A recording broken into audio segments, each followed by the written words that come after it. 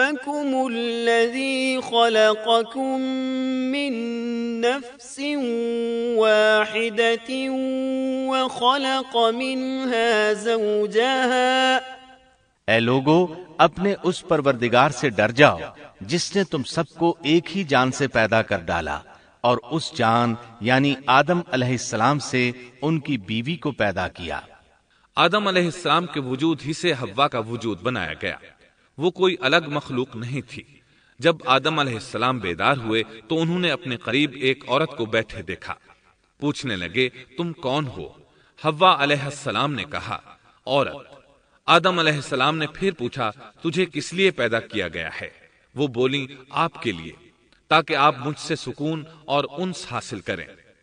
جب فرشتوں نے آدم علیہ السلام کو ایک عورت سے باتیں کرتے دیکھا تو کہنے لگے اب ایک اور نئی مخلوق پیدا کی گئی ہے۔ آدم علیہ السلام نے ان مخلوقات کا نام تو بتا دیا تھا جو مشہور و معروف تھیں، ان کا نام پوچھنا چاہیے۔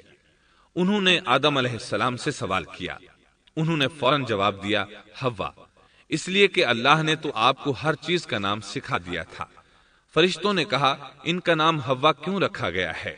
آدم علیہ السلام نے جواب دیا اس لیے کہ اسے ایک زندہ چیز سے پیدا کیا گیا ہے، حیات کی نسبت سے حوا نام رکھا گیا۔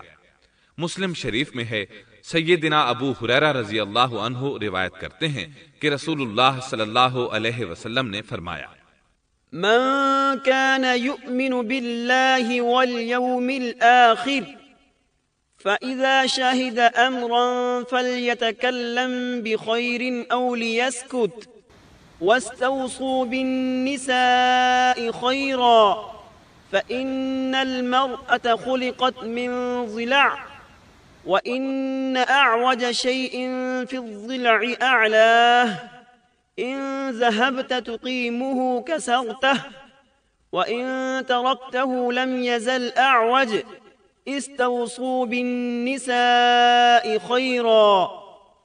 جو شخص اللہ اور آخرت کے دن پر ایمان رکھتا ہے، جب وہ کسی معاملے کے لیے حاضر ہو تو بھلائی والی بات کرے یا خاموش رہے، اور عورتوں کے بارے میں بھلائی کی وصیت حاصل کر لو، یعنی ان کے ساتھ اچھا سلوک کرو، کیونکہ عورت پسلی سے پیدا کی گئی ہے اور پسلی میں زیادہ ٹیڑھا حصہ اوپر والا حصہ ہوتا ہے۔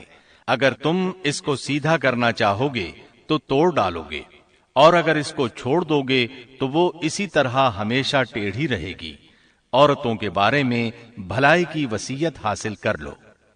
مطلب یہ کہ اسی حالت میں گزر بسر کرو، عورتوں کے بارے میں بھلائی کی وصیت حاصل کر لو۔